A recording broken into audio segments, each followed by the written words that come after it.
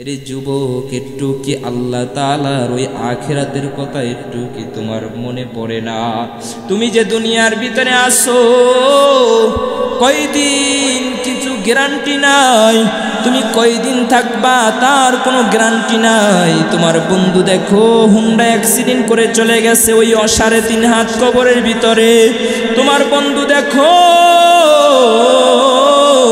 একটা যে কোনো কারণে দুনিয়া থেকে চলে গেছে। আর একদিন এমন একদিন আসবে তুমিও চলে যাবা, আমিও চলে যাব, ঠিক না বেঠিক? এই যুবক যাহারা এই মাহফিলের আয়োজনটা করেছো, আল্লাহর কসম করে বলতে পারি, আল্লাহর কসম করে বলতে পারি, এই মাহফিলের উসিলায় প্রত্যেকটা যুবকের গুনাহকে আল্লাহ তাআলা মাফ করে দিয়েছেন। সুবহানাল্লাহ। মুসলমান ভাইয়েরা আমার, তো এই মাঠটা অনেক বড় নিয়ামতের মাঠ। যাহারা মাইকের আওয়াজ শুনিয়াও ঘুমাইতেছে, ওরে কপাল পোড়া। এই মাঠের ভিতরে যে কি পরিমাণে নিয়ামত, এই ঘরের ভিতরে বৈশা মাহফিল কানে শুনিয়া কোনো লাভ হবে না। কারণ আল্লাহ তাআলা বলেন ওয়ানাযালাত আলাইহিমুস সাকিনাহ। হাদিসের ব্যাখ্যার ভিতরে আসছে আল্লাহ তাআলা এমন ভাবে ওই মাঠের ভিতরে সাকিনা নাজিল করে, যেই রকম ভাবে আসমান থেকে দুনিয়ার ভিতরে বৃষ্টি বর্ষিত হয়। বলেন সুবহানাল্লাহ। কত বড় একটা নিয়ামতের ময়দান এই জিনিসটা। কিন্তু মুসলমান, আমরা এই মাহফিলের ময়দানটাকে বেহুদা মনে করি। যাই হোক মুসলমান ভাইয়েরা আমার, খুতবার ভিতরে একটা আয়াত তেলাওয়াত করেছি। আল্লাহ তাআলা বলেন ইয়া আইয়ুহান নাস, ইয়া আইয়ুহান নাস উবুদু রাব্বাকুমুল্লাযী খালাকাকুম ওয়াল্লাযীনা মিন ক্বাবলিকুম লাআল্লাকুম তাত্তাকুন।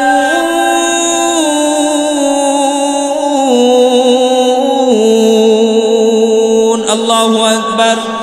মুসলমান ভাইয়েরা আমার, আল্লাহ তাআলা বলেন ইয়া আইয়ুহান নাস, গোটা পৃথিবীর মানুষদেরকে বলতেছে। নাস মানে মানুষ। আল্লাহ তাআলা বলে হে মানুষ সকল, ইয়া আইয়ুহান নাস উবুদু রাব্বাকুমুল্লাযী খালাকাকুম, হে মানুষ সকল তোমরা তোমার রবের ইবাদত করো, যেই রব তোমাদেরকে সৃষ্টি করেছেন। আমাদেরকে সৃষ্টি করেছেন কে? আরো জোরে চিল্লায় বলেন, কে সৃষ্টি করেছেন? আল্লাহ তাআলা কয়জন? বিশ্বাস আছে কার কার? একটু হাতটা তুলি আল্লাহ তাআলাকে দেখায়া দাও, আল্লাহ কয়জন? এ বান্দা শাহাদাত আঙ্গুলটা দাঁড়া করাইয়া আল্লাহ তাআলাকে দেখায়া দাও, আল্লাহ তাআলা কয়জন? আল্লাহ তাআলা একজন। আচ্ছা দেখি বলো মানুষ রাত্রি কেন কালো? আচ্ছা দেখি বলো মানুষ রাত্রি কেন কালো? কোথা থেকে চাঁদ সূর্য পেল এত আলো? পশু পাখি কয় না কথা, মানুষ কেন কয়? বলো বলো বলো রে দেখি মানুষ কেমনে হয়? ফুলগুলো সব নানান রঙের কেমন করে হয়? পাতাগুলো সবুজ রঙের ফুলের মতো নয়। দুধ কেন হয় সাদা, মরিচ কেন ঝাল? দুধ কেন হয় সাদা, মরিচ কেন ঝাল? আমগুলো সব পাকলে পরে হয় যে সে লাল। সাল্লাল্লাহু আলাইহি ওয়াসাল্লাম বলেন শাবানু শাহরি ওয়া রমাদানু শাহরুল্লাহ। শাবান মাস হলো আমি নবীর মাস, আর রমজান মাস হলো আল্লাহর মাস। সুবহানাল্লাহ। ও মুসলমান, শাবান মাস রসুলের মাস বলেছেন। আল্লাহর রসুল বলেন আমি নবীর যেমন সম্মান, শাবান মাসেরও তেমন সম্মান। বলেন সুবহানাল্লাহ। এই মুসলমান ইমানদার আল্লাহর গোলাম, এই শাবান মাস এবং রমাদান মাস দুইটা মাস হলো ইবাদতের মাস। বান্দা একটা বছর আমাদের কাছ থেকে চলিয়ে গেছে, টেরও পাই নেই কোথা থেকে একটা বছর চলিয়ে গেছে, ঠিক না বেঠিক? আমার মনে হয় এই কিছুদিন আগে রমজান গেছে, আবার এই রমজান আসিয়া পড়ছে, ঠিক না বেঠিক? অনেকেই বলে হায় রে হায়, আবার দিয়ে রমজান আইসা পড়ছে, কিছুদিন আগেই তো গেল, এখন আবার রমজান আসিয়া পড়ছে। ইবাদতের মাস আসছে রে মুসলমান, পরীক্ষার মাস। পরীক্ষা দিতে হবে আল্লাহর কাছে। 11টা মাস আল্লাহ তাআলা তোমাকে কত সুন্দরভাবে তেল খাওয়াইয়া খাওয়াইয়া পটকা বানাইছে, ঠিক না বেঠিক? এবার বান্দা একটা মাস আল্লাহ তাআলার জন্য কে কে দিতে পারবা, সেই পরীক্ষা আল্লাহ তাআলা নিবে। ইবাদতের মাস আল্লাহ তাআলা বলে ও রমাদান, রাসূল বলে ও রমাদান শাহরুল্লাহ, রমজান মাস হলো আমি আল্লাহর মাস। কার মাস? আল্লাহর মাস। যেই বান্দা রমজান মাসে ইবাদত করবে আল্লাহ তাআলা নিজ হাতে তার প্রতিদান দেবেন, বলেন সুবহানাল্লাহ। as-sawmu li wa ana ajzi bihi, যেই বান্দা রমজান মাসে রোজা রাখবে আমার আল্লাহ হাদিসে কুদসির ভিতরে জানায়া দেন, আমি আল্লাহ তাআলা নিজ হাতে তাকে প্রতিদান দিব, বলেন সুবহানাল্লাহ। ও মুসলমান ইমানদার আল্লাহর গোলাম, এই একটা মাস ইবাদতের মাস। ইবাদতের মাসের ভিতরে বান্দা ইবাদত করতে হবে, খালিসভাবে ইবাদত করতে হবে। রোজা রাখবা, তারাবি পড়বা, নফল ইবাদত করবা, 170, বলেন সুবহানাল্লাহ। এই যে ইবাদত করবা, কেমন ভাবে ইবাদত করবা? আল্লাহ তাআলার ইবাদত করলেই তো হবে না, ইবাদতটা তো কবুল হওয়ার মতো হতে হবে, ঠিক না বেঠিক? বান্দা তুমি সারা জীবন ইবাদত করলা, মাথায় দাগ বানাইয়া ফালাইলা, কপালে দাগ পরাইয়া ফালাইলা, কিন্তু কোনো লাভ হইল না, আল্লাহর দরবারে তোমার ইবাদত কবুল হইল না। ওই ইবাদত করিয়া তো কোনো লাভ নাই, আছে? না না মুসলমান, না না, ওই ইবাদত করিয়া কোনো লাভ নাই। এই জন্য ইবাদত করতে হলে একটা মানুষের ভিতরে যে আল্লাহ তাআলার দরবারে কবুল হইবে, কবুলিয়ত পূর্ণ ইবাদত করতে হলে 4টা জিনিস একটা মানুষের ভিতরে থাকতে হবে। কয়টা? খেয়াল করে শুনবেন, 4টা জিনিস একটা মানুষের ভিতরে থাকতে হবে, তার ইবাদত সাথে সাথে আল্লাহ তাআলার দরবারে চলে যাবেন, বলেন সুবহানাল্লাহ। 1 নাম্বার, ঈমানের অধিকারী হতে হবে, খালেস ঈমানের অধিকারী হতে হবে। বান্দা ঈমানটা মজবুত থাকতে হবে। আমাদের ঈমান তো ঘন্টায় ঘন্টায় পাল্টে যায়, ঠিক না বেঠিক? আমাদের ঈমান তো ঘন্টায় ঘন্টায় পাল্টে। না না মুসলমান, না না, এমন ঈমান হলে চলবে না। ঈমানটাকে মজবুত বানাইতে হবে, সাহাবায়ে কিরামদের মতো ঈমানকে মজবুত বানাইবা। হযরতে বেলাল হাবশী রাদিয়াল্লাহু তাআলা আনহুর মতো ঈমানকে বানাইতে হবে। হযরতে খাব্বাব রাদিয়াল্লাহু তাআলা আনহুর মতো ঈমানকে বানাইতে হবে। হযরতে সালমান ফারসি রাদিয়াল্লাহু তাআলা আনহুর মতো ঈমানকে বানাইতে হবে। হযরতে আবু বকর সিদ্দিক রাদিয়াল্লাহু তাআলা আনহুর মতো ঈমানকে বানাইতে হবে। হযরতে ওমরের মতো ঈমানকে বানাইতে হবে। তাদের ঈমানটা কত মজবুত ছিল মুসলমান ভাইয়েরা আমার। সাহাবায়ে কেরামদের জীবনীটা একটু পড়ে দেখো, কত বই কেন বাজারে গিয়া, কত চটি বই কেন, কত রকমের গল্পের বই কেন, কত রকমের বিভিন্ন রকমের যুবক ভূতের বই কিনে, আসে না নাই? ভূতের বই কিনে পড়ে, আছে না? বিভিন্ন রকমের গল্পের বই কিনিয়া কিনিয়া তারপর পরে এর যুবক সাহাবায়ে কেরামদের জীবনী কিনিয়া তারপর পড়ে দেখো, তোমার জীবনটা পাল্টে যাবে, ঠিক না বেঠিক? সাহাবায়ে কেরামদের জীবনটা কেমন জীবন ছিল। হযরতে বেলাল হাবশী রাদিয়াল্লাহু তাআলা আনহুর ঈমানটা কেমন মজবুত ছিল। সময় অল্প, 4টা বিষয় আলোচনা করবে এই সময়ের ভিতরে, অল্প অল্প অল্প আলোচনা করব। এই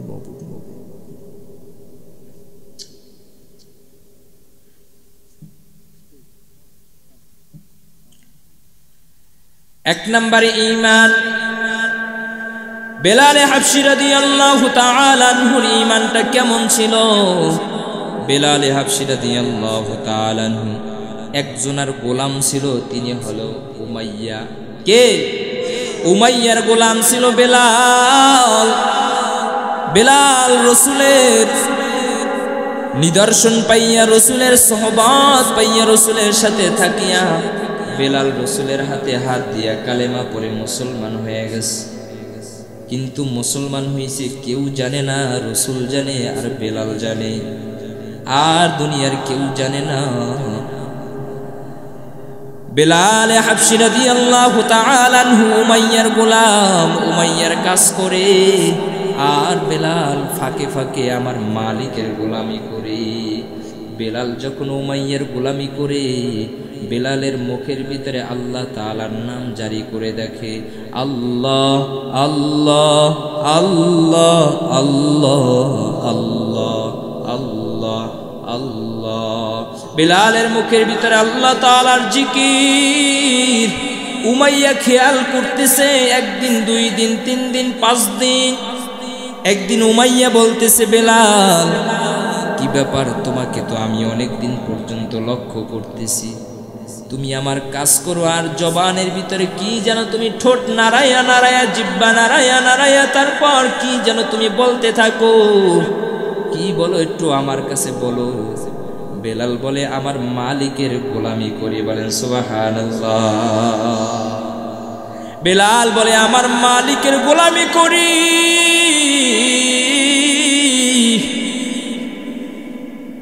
উমাইয়া শুনিয়া খুশি হয়ে গেছে। উমাইয়া মনে করছে যে বেলালের মালিক তো আমি উমাইয়া। ও বেলাল, তুমি আমাকে এত ভালোবাসো যে আমি তোমাকে এত কাজ দিয়েছি, তুমি কাজের ফাঁকে ফাঁকে আমার নামটাও তুমি মুখের ভিতরে জপতে থাকো। বেলাল বলে, রে উমাইয়া, না না না, তোর মতো বেঈমানের নাম আমার বেলালের মুখে না, আমার মুখে তো আমার মালিকের নাম। যেই মালিক উমাইয়া বেঈমান তোকে সৃষ্টি করেছে, আমি বেলালকে সৃষ্টি করেছে। ওই আসমানটাকে যে আল্লাহ তাআলা সৃষ্টি করেছে, ওই জমিনটাকে যে আল্লাহ তাআলা সৃষ্টি করেছে, ওই সূর্যটাকে যে আল্লাহ তাআলা সৃষ্টি করেছে, সেই মালিকের নাম জপতেছি। বলেন সুবহানাল্লাহ। আশিকারা মিল্লাত মাযহাব জুদাস, আশিকারা মিল্লাত মাযহাব খুদাস। বেলাল তো আল্লাহ তাআলার আশিক হয়ে গেছে। বেলাল এই কথা বলার পর উমাইয়ার মাথাটা গরম হয়ে গেছে। এই বেলাল, তুই কি শুনাইলি, তুই নাকি মুসলমান হয়ে গেছে? বলে, হ্যাঁ, আমি মুহাম্মাদের হাতে হাত দিয়া মুসলমান হয়ে গেছি। উমাইয়া বলে, বেলাল তুই কিন্তু কাজটা ভালো করো নাই। বলে, কেন, কি হয়েছে? আমি তো রাসূলের হাতে হাত দিয়া মুসলমান হয়ে গেছি। উমাইয়া বলে, বেলাল তুমি আমার গোলাম, আমার অনুমতি ছাড়া তুমি মুহাম্মাদের হাতে হাত দিয়া কেন কালেমা পড়েছো?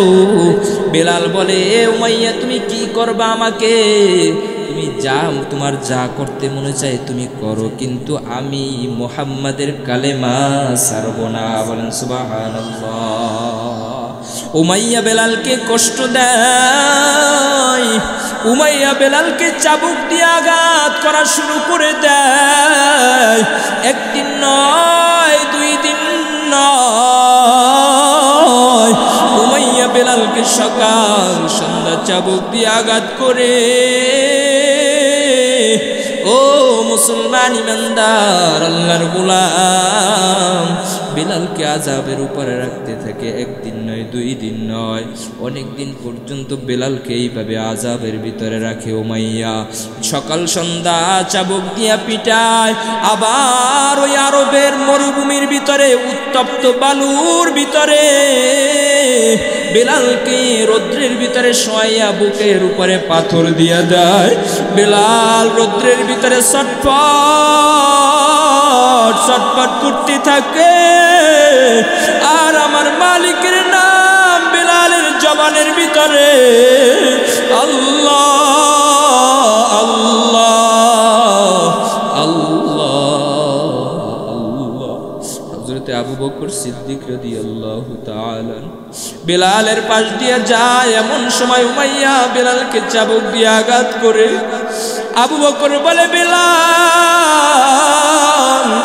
তুমি যে আল্লাহ তাআলার নামটা লইতেছো জবানের ভিতরে, একটু আস্তে আস্তে বলো।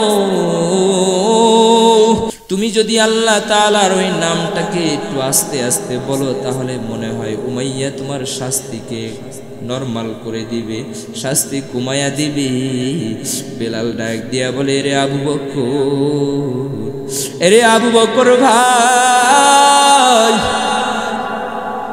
উমাইয়া যখন আমাকে ওই চাবুক দিয়া পিটায়,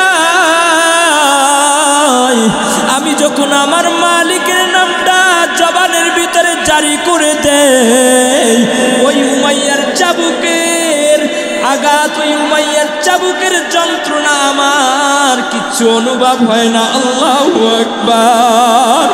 আর জোরে চিল্লায় বলো আল্লাহু আকবার।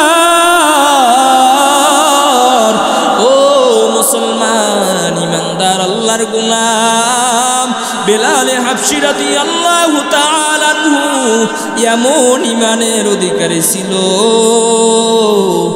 এই কথা যখন হযরতে উমাইয়া যখন হযরতে আবু জাহেলের কাছে বলল, আবু জাহেলের কাছে বলার পর আবু জাহেল বলতেছে, কি ব্যাপার, আমাদের দল থেকে যদি এইরকম ভাবে দিন দিন মুসলমান হইয়া যায়, তাহলে তো আমাদের দল হালকা হইয়া যাইবে। একটা কাজ করতে হবে, এমন একটা শিক্ষা দিতে হবে যেন মানুষ ভয়তে মুহাম্মাদের হাতে হাত দিয়া কালেমা না পড়ে। কি করতে হবে? উমাইয়া আবু জাহেল দুইজনে মিল্লা পরামর্শ করেছে যে একটা বিশাল আয়োজন করতে হবে, আরবের সকল মানুষদেরকে এক জায়গায় জড়ো করতে হবে, তার ভিতরে বসিয়া বেলালকে এমন শাস্তি দেওয়া হবে যে মানুষ যেন বেলালের শাস্তি দেখিয়া ইসলাম গ্রহণ করার কথা মুখে না লয়। কি ব্যাপার, কি করবে? এখন বিশালভাবে আয়োজন করছে, বিশালভাবে আয়োজন করছে। সব মানুষগুলো একসাথে হয়েছে। বেলালকে হাত করা পরাইয়া, বেলালকে গলার ভিতরে বেরি পরাইয়া বেলালকে সবার সামনে নিয়ে আসছে।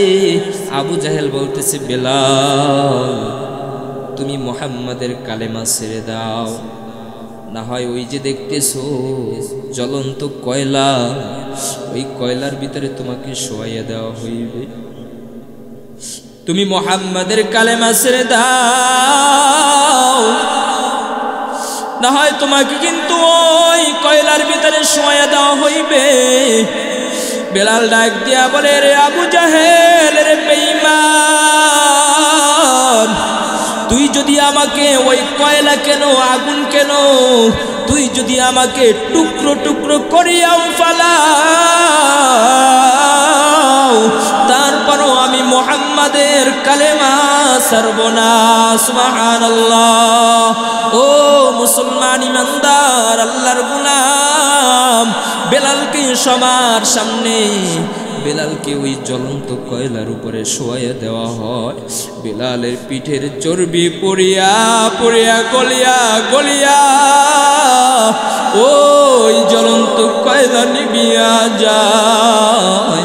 ও মুসলমান ইমানদার আল্লাহর গোলাম, কেমন ভাবে ঈমানের অধিকারী ছিল বেলাল, এমন ভাবে ঈমানের অধিকারী হয়েছে মুসলমান ভাইয়েরা আমার। বেলাল একটা কালো মানুষ, যেই বেলালকে আরবের মানুষ ঘৃণা করত, ঘৃণার চোখে দেখত। বেলালের সাথে কেউ বসতো না। বেলাল এত কালো ছিল, বেলালের ঠোঁট দুটো পুষ্ট ছিল, একটা ঠোঁট নিচের দিকে ঝুলে পড়েছিল, অসুন্দর ছিল বেলাল। মানুষ বেলালের কাছে আসতো না। সেই বেলালকে আল্লাহ তাআলা এত দামি বানায়া দিছেন, এত দামি যে আল্লাহ তাআলা বেলালের পায়ের আওয়াজ জান্নাতে দিয়া দিছেন। বলেন সুবহানাল্লাহ। বেলাল হাবশী রাদিয়াল্লাহু তাআলা কেমন একজন সাহাবী, এত কালো হওয়ার পরও বেলাল এত কালো ছিল। দুনিয়ার ভিতরে মানুষ যত কালোই হোক না কেন, আমরা টিভির ভিতরে দেখি, দেখবেন হজের সময় কত কালো কালো মানুষ হজের ভিতরে দেখবেন ঘুরতেছে, তওয়াফ করতেছে, কালো কালো, এত কালো। বেলাল এত কালো ছিল, মানুষ যত কালোই হোক না কেন মানুষের হাতের তালুটা পরিষ্কার থাকে, ঠিক না বেঠি? বেলাল এত কালো ছিল, বেলালের হাতের তালুটাও কালো ছিল, এত কালো ছিল বেলাল। সেই বেলাল আমার মালিকের কাছে এত দামি হয়ে গেছে। পয়গম্বর আরবি সাল্লাল্লাহু আলাইহি ওয়াসাল্লাম যখন মেরাজ গেলেন, আল্লাহ তাআলা পয়গম্বরকে যখন জান্নাত জাহান্নাম ভ্রমণ করার অনুমতি দিয়ে দিলেন, ও পয়গম্বর যান, আপনি জান্নাত ঘুরিয়ে দেখেন, জাহান্নাম ঘুরিয়ে দেখেন। আমার পয়গম্বর যখন জান্নাতের ভিতরে ঢুকলো, তখন জান্নাতের ভিতরে ঘুরিয়া ঘুরিয়া দেখতেছে। হঠাৎ করে কিসের জন্য আওয়াজ, পয়গম্বর খেয়াল করে দেখে এ তো বেলালের পায়ের আওয়াজ। বলেন সুবহানাল্লাহ। ঠিক কিনা মুসলমান? ওই কবরে সবার যাইতে হবে, কেউ দুনিয়ার ভিতরে বাঁচিয়া থাকতে পারবো না। ওই কিয়ামতের দিন আল্লাহ পাক রব্বুল আলামিনের দরবারে সবার হাজির হইতে হবে, আল্লাহ তাআলার সামনে দণ্ডায়মান হইতে হবে। আল্লাহ তাআলা বলে, ওয়া আম্মা মান খাফা মাকামা রাব্বিহি ওয়া নাহান নাফসা আনিল হাওয়া ফাইন্নাল জান্নাতা হিয়াল মাওয়া। যেই বান্দা আমি আল্লাহ তাআলার সামনে কাল কিয়ামতের দিন আমি আল্লাহ তাআলার সামনে দণ্ডায়মান হওয়াকে যেই বান্দা ভয় মনে করে, নিজের নফসটাকে বিভিন্ন রকমের খারাপ জিনিস থেকে, বিভিন্ন রকমের গুনাহ থেকে, বিভিন্ন রকমের হাওয়া থেকে, বিভিন্ন রকমের কুকাজ থেকে ফিরাইয়া নিয়ে আনে, আমি আল্লাহ তাআলা তার জন্য পুরস্কারের ব্যবস্থা করে রাখছি। সেটা হলো ফাইনাল জান্নাতা হিয়াল মাওয়া। সুবহানাল্লাহ। আর জোরে চিল্লায়ে বলে সুবহানাল্লাহ। আল্লাহ তাআলা তার জন্য জান্নাতের ব্যবস্থা করে রাখছেন। এই যুবক ভাইরা আমার, কে কে পারবি এই ময়দানের ভিতর থেকে তওবা করতে, যে আল্লাহ আর গুনার দিকে পা বাড়াইব না, আল্লাহ নামাজ ছাড়ব না, রমজান মাস আসছে একটা রোজাও ছাড়ব না? কে কে পারবে একটু হাতটা জাগাই আমার মালিককে দেখায়া দাও। আল্লাহ আমার যুবক ভাইদেরকে, আমার মুরব্বী বাবাদেরকে কবুল করে নাও। আল্লাহ তুমি এই মাহফিলের উসিলায় কবুল করিয়া নাও। এ আল্লাহ আমার যুবক ভাইদের পিছনের জিন্দেগীর সকল গুনাহ খাতাগুলি মাফ করিয়া দাও। এ আল্লাহ মুরব্বী বাবাদেরও জীবনের গুনাহ খাতাগুলি মাফ করিয়া দাও। ও মুসলমান ভাইরা আমার, এই সামনে রোজার মাস আসছে, কত বড় একটা নিয়ামতের মাস। খবরদার বেহুদা নষ্ট করা যাবে না। কোরআন তেলাওয়াত করবেন, নফল ইবাদত করবেন, যত ইবাদত করবেন তত সওয়াব, যত ইবাদত করবেন তত সওয়াব। ও পর্দার অন্তরালের মা ও বোনেরা শুনিয়া রাখো গো মা, এ মা এই রমজান মাসটা আসছে, খবরদার বেহুদা নষ্ট করবেন না, বেহুদা নষ্ট করবেন না। খবরদার খবরদার, কোরআন তিলাওয়াতের মধ্যে কাটায়া দিবেন, নামাজের ভিতরে কাটায়া দিবেন। 4 নম্বরে আল্লাহর রসুলের সুন্নাত শরীরের ভিতরে থাকতে হবে।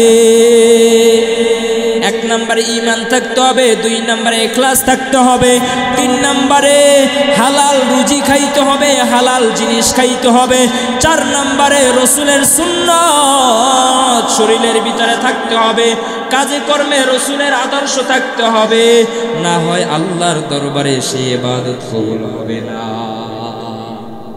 এরে যুবক, আল্লাহ রসুলের বুকে ছুরি চালাইতেছো, আফসোস লাগে আফসোস, যে আল্লাহ রসুল আমাদের জন্য কত কষ্ট করেছেন।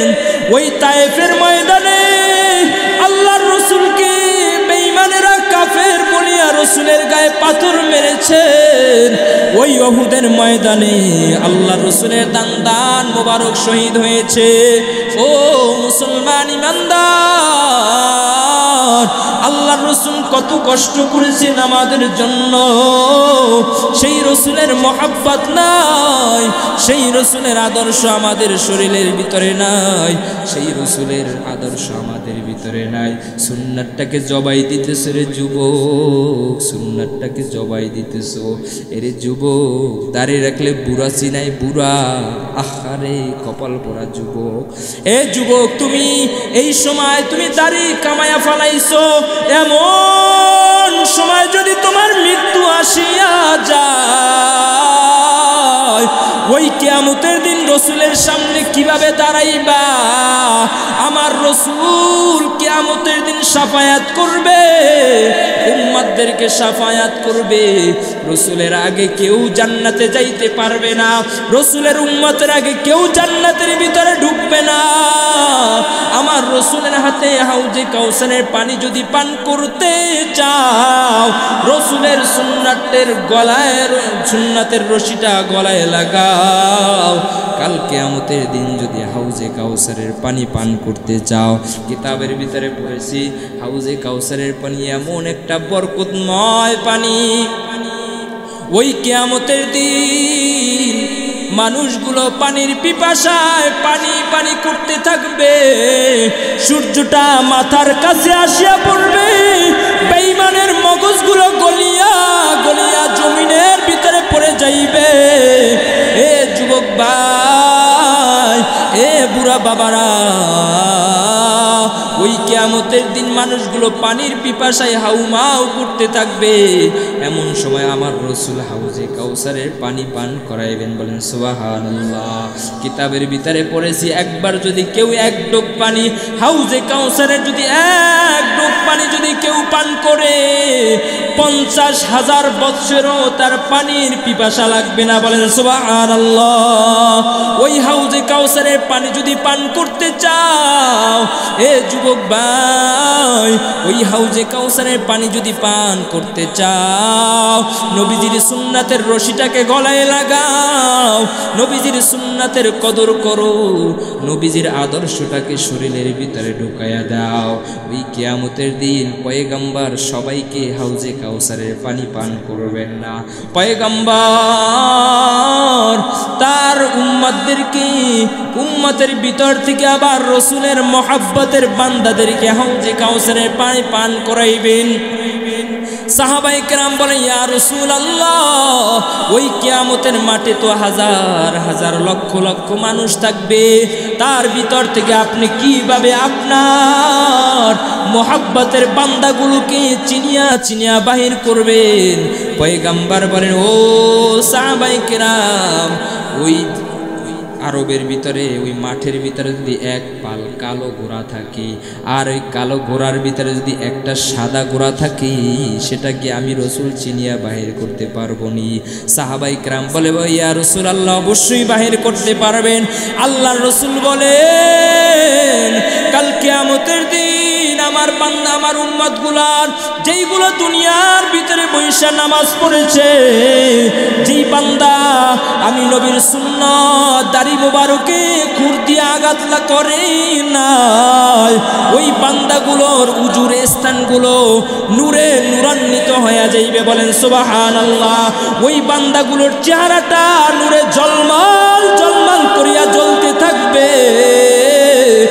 আর আমি নবী তাদেরকে দরিয়া দরিয়া আনিয়া হাউজে কাউসারের পানি পান করাইব। সুবহানাল্লাহ। আর জোরে চিল্লায় বলো সুবহানাল্লাহ। ও মুসলমান ভাইরা আমার, নবীজির সুন্নতের রশিটাকে গলায় লাগাইয়া দাও। এরে যুবক, তুমি দুনিয়ার ভিতরে বৈশা গুনাহ করতে করতে পাহাড় পরিমাণ উঁচু বানায়া ফেলাইছো, ওই আসমান পরিমাণ উঁচু বানায় ফেলাইছো, জীবনে কোনো নেক আমল করো না। যদি সামান্য রসুলের সুন্নাতটা নিয়ে যদি ওই কবরে যাও, কাল কিয়ামতের দিন আল্লাহর সামনে দাঁড়াইয়া রসুলের সামনে দাঁড়াইয়া বলতে পারবি, যুবক আল্লাহ কিচ্ছু করি নাই, দুনিয়ার ভিতরে বৈশা যত রকমের খারাপ কাজ আছে সব করেছি, আল্লাহ কিচ্ছু করি নাই, কোনো নেক আমল করি নাই, তবে তোমার নবীর একটা সুন্নাতকে আমি ভালোবেসেছি, সেটা হলো দাড়ি মোবারক। এই দাড়িটা আমি নিয়ে আসছি। ও মুসলমান, কিয়ামতের দিন আল্লাহ তাআলা উসিলা তালাশ করবে, বান্দাকে আল্লাহ তাআলা ওই কঠিন জাহান্নামের ভিতরে ফেলাইবে না। বান্দাকে কিভাবে মাফ করা যায় ওসিলা তালাশ করবে, কারণ বান্দা ওই জাহান্নামটা বড় ভয়ঙ্কর জাহান্নাম। ওই জাহান্নামটা কিয়ামতের দিন পাগলের মতো হয়ে যাইবে। পাগল যেই রকম ভাবে দুনিয়ার ভিতরে যথেষ্ট হয়েছে, যথেষ্ট হয়েছে, আর লাগবে না। ওই ভয়ঙ্কর জাহান্নাম, ও মুসলমান, যে জাহান্নামের এত আওয়াজ যে মানুষ 500 বছরের রাস্তায় এত দূরে বৈশা জাহান্নামের আওয়াজ শুনতে পাইবে। ও মুসলমান ভাইরা আমার, ওই কাল কিয়ামতের দিন আল্লাহ তাআলা ওই জাহান্নামকে বান্দাকে ফালাইতে চাইবেন না, ওসিলা তালাশ করবে। এই বান্দাটাকে কিভাবে ক্ষমা করা যায়? এর যুবক পায়ে হাতটা দিয়া বলে, রে যুবক, আর আমার নবীর কলিজায় আঘাত করিস না, আমার নবীর কলিজায় আর আঘাত করিস না। কত কষ্ট করেছেন আমার নবী দুনিয়ার ভিতরে আসিয়া, নিজের জীবনটার দিকে তাকায় নাই রে যুবক, নিজের জীবনটার দিকে তাকায় না। ওই বেঈমানেরা আমার নবীকে কতটা কষ্ট করেছে, কষ্ট দিয়েছেন। আরে উটের নারী বুড়ি আমার নবীর মাথার উপর চাপায়া দিয়েছে, আমার নবীকে এত কষ্ট দিয়েছেন ওই বেঈমানেরা। আমার নবী নিজের জীবনটার দিকে তাকায় না, শুধু ইয়া উম্মতি, ইয়া উম্মতি, আমার উম্মতের কি অবস্থা হবে, আমার উম্মতের কি অবস্থা হবে। সেই নবীর উম্মত হইলা রে মুসলমান, সেই নবীর উম্মত হইয়া এখন নবীর গলায়, নবীর কলিজায় ছুরি লাগাইতেছো। আহারে আফসোস লাগে রে যুবক, আফসোস লাগে। এ যুবক, কে কে পারবি আর নবীজির কলিজায় আঘাত দিব না, দাড়ি রেখে দেব, দাড়ি রেখে দেব? কে কে পারবে একটু হাতটা তুলিয়া দেখা? কে কে পারবে একটু হাত জাগাইয়া দেখা? কে কে পারবে একটু হাত জাগাইয়া দেখাও? আরে যুবক ভাই, আমিও একটা যুবক, তুমিও একটা যুবক, আমিও দাড়ি রেখেছি, আমাকে তো খারাপ চিনায় না, আমাকে তো খারাপ চিনায় না। আরো দাড়ি রাখলে মানুষের চেহারাটা নূরের মতো চিনায়, ঠিক না বেঠি? চিল্লায় বলেন, মানুষের চেহারাটা নূরের মতো চিনায়। কত মানুষ দেখেছি, বরিশাল ভার্সিটিতে যাবেন, ওই কলেজে যাবেন, কত ছাত্র নিজের চোখে দেখেছি, আহারে কত সুন্দর নবীজির সুন্নাতটা রাখিয়া দিয়েছে, দাড়িটা রাখিয়ে দিয়েছে, কত সুন্দর চেহারাটা, দেখলে বারবার দেখতে মনে চায়। কলেজে পড়ে, জেনারেল পড়তেছে, কিন্তু নবীজির জন্য কতটা মহাব্বত, কতটা মোহাব্বত আজকে একটা মেয়ের জন্য, স্ত্রীর জন্য নবীজির কলিজায় আঘাত করতেছো। আহারে আফসোস লাগে, ওই স্ত্রী কিয়ামতের দিন তোর থেকে পালায়ন করবে। যুবক, তোকে পরিচয় দিবি না, তোকে পরিচয় দিবি না, বলবে আমার স্বামী ছিল না, দুনিয়ার ভিতরে কোনো স্বামী ছিল না। পিতা সন্তান থেকে পালায়ন করবে, বলবে আমার কোনো সন্তান ছিল না। মা এত মায়ার সন্তান, এত মায়ার সন্তান, সন্তানকে এক নজর না দেখে মা থাকতে পারে না। মায়ের কলিজার ভিতরে দপদপ শুরু করে দেয়। সন্তান যদি কোনো বিপদে পড়ে মা পেরেশান হয়ে যায়। সন্তানের যদি কোনো জ্বর হয়, সন্তান যদি একটু অসুস্থ হয়ে পড়ে মা পেরেশান হয়ে যায়। ওই মা কাল কিয়ামতের দিন তোমাকে পরিচয় দিবে না। কারণ কি বান্দা জানো, একটা নেকের কারণে কিয়ামতের দিন মানুষ জান্নাতে যাবে, আবার একটা নেকের কারণে মানুষ জাহান্নামে যাবে। যদি কিয়ামতের দিন সন্তান পরিচয় দেয়, মা আমি তোমার সন্তান, মা যদি বলে আমার একটা নেকের প্রয়োজন দিতে পারো, এই জন্য কিয়ামতের দিন পরিচয় দিবে না। সন্তানের একটা নেক হইলে সন্তান জান্নাতে যাইতে পারে, দৌড়াইয়া বাবার কাছে যাইবে, বাবা একটা নেকের প্রয়োজন। বাবা বলবে আমার কোনো সন্তান নাই, মা বলবে আমার কোনো সন্তান নাই। ও যুবক ভাইয়েরা, স্ত্রী বলবে আমার কোনো স্বামী নাই। যেই স্ত্রীর জন্য দুনিয়ার ভিতরে বৈশা কত কিছু করলা, যেই স্ত্রীর জন্য এত কিছু করলা, কিয়ামতের দিন সেই স্ত্রী তোমাকে ভুলে যাবে। এই জন্য যুবক ভাই, খবরদার খবরদার, নবীর আদর্শটাকে শরীরের ভিতরে ঢুকাও, নবীর সুন্নাতটা শরীরের ভিতরে রেখে দাও। লম্বা জামা শরীরের ভিতরে ঢুকাও, লম্বা জামা শরীরের ভিতরে ঢুকাও। এই যে ছেলেটা দেখতেছেন আমার সাথে থাকে সব সময়, ও কিন্তু মাদ্রাসায় পড়ে নাই, 5 ওয়াক্ত নামাজ আদায় করে দাড়িটা রেখে দিয়েছে, জীবনে দাড়িতে খুর লাগায় নাই। এ মুসলমান ভাইয়েরা আমার, ওরও তো জীবন, ওরও তো আছে অনেক কিছুর প্রয়োজন, ঠিক না বেঠি? ওর মনের ভিতরে আসে না যে আমার দাড়িটা যদি কামাইয়া ফেলাইতাম তাহলে আমাকে আরো ভালো লাগতো। না না যুবক, এখন কি খারাপ চিনাইতেছে? না না, দাড়ি কামাইলে যে এরকম চিনায় তার চেয়ে দাড়ি রাখলে আরো ভালো চিনায়, ঠিক না বেঠি? দেখবেন দাড়ি কামানোর পরে 2 দিন 1 দিন পর এমন ভাবে দাড়ি গজায়, চিনাই কি রকমের। কি জন্য? আল্লাহ রসুলের দাড়ি মোবারক কত সুন্দর একটা নিয়ামত রে যুবক। বিজ্ঞানী বলে এই দাড়ি কামানোর দ্বারা পুরুষের অনেক কিছু ক্ষতি হয়। 1 নম্বরে যৌবনের ক্ষতি হয়, যেই পুরুষ দাড়ি কামাইবে তার অকালে মৃত্যু হবে, ঠিক না বেঠি? যেই পুরুষ দাড়ি কামাইবে তার যৌবন কমে যাবে, অল্প বয়সে যৌবন শেষ। যেই ব্যক্তি দাড়ি কামাইবে তার দুনিয়ার ভিতরে বৈশা আযাব ভোগ করিয়া তারপর কবরের ভিতরে যাইতে হবে। যেই ব্যক্তি দাড়ি কামাইবে আল্লাহ তাআলা তাকে এমন দুর্ভিক্ষ দিবে, না খাইয়া তারপর কবরে যাইতে হবে। এই জন্য মুসলমান নবীজির সুন্নাতকে ভালোবাসবো। খবরদার খবরদার, কাল কিয়ামতের দিন যদি নবীজির সাথে জান্নাতে যাইতে চাও, আল্লাহ রাসূল বলে মান আহাব্বা সুন্নতি ফাকাদ আহাব্বানি ওয়া মান আহাব্বানি কানা মাই ফিল জান্নাহ। যেই ব্যক্তি আমি নবীর সুন্নাতকে ভালোবাসলো সে আমি নবীকেই ভালোবাসলো, আর যেই ব্যক্তি আমি নবীকে ভালোবাসবে সে কাল কিয়ামতের দিন আমি নবীর সাথে জান্নাতে বসবাস করবে। সুবহানাল্লাহ, আর জোরে চিল্লায় বলো সুবহানাল্লাহ। ও মুসলমান ভাইরা আমার, আমরা পারবো তো নবীজির সুন্নাতকে রেখে দিতে? আল্লাহ তাআলা আমাদের সকলকে আমল করার তৌফিক দান করুন। সকলে বলে আমিন।